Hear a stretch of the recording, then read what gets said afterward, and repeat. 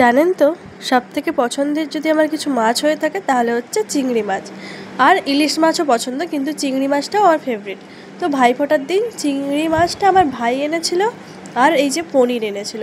তো তা দিয়ে বানাচ্ছি বাটার পনির মশলা। তো যেটার জন্য পনিরের এই যে মশলাটা আমার রেডি। আমি কিন্তু এটা ভালো করে কষে নিয়েছি। এবার জাস্ট এটা ভালো করে তেল ছাড়লেই তবে আমি দিয়ে দেব এই যে পনিরগুলো যে রেখেছি পনিরগুলো। তো এটা কিন্তু ভালো করে কষতে হবে, তবেই কিন্তু টেস্টি হবে। এই দেখো আমার রেডি বাটার পনির মশলা, যেটা খেতে দুর্দান্ত হয়েছিল, আমার তো খুবই ভালো লেগেছিল। তারপরেই ওই যে চিংড়ি মাছ যে ছিল না, সেটা দিয়ে বানিয়ে ফেললাম চিংড়ির মালাইকারি, যেটা খেতে অপূর্ব হয়েছিল। আমি না ফার্স্ট টাইম ট্রাই করলাম, কারণ আমি ফার্স্ট টাইম ইউটিউব দেখে বানিয়েছি। দারুণ খেতে হয়েছিল। দেখো আমাদের, এবার আমি বলে দিই যে আমাদের সেদিন হয়েছিলটা কী কী।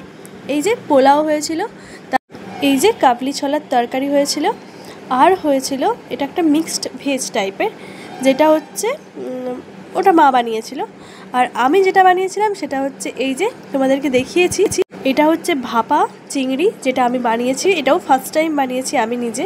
আর এটা মা বানিয়েছে, এটা হচ্ছে মিক্সড ভেজ টাইপের একটা, তাতে একটু চিংড়ি মাছ দিয়ে দিয়েছে, কুচো কুচো যে চিংড়িগুলো ছিল ওগুলো।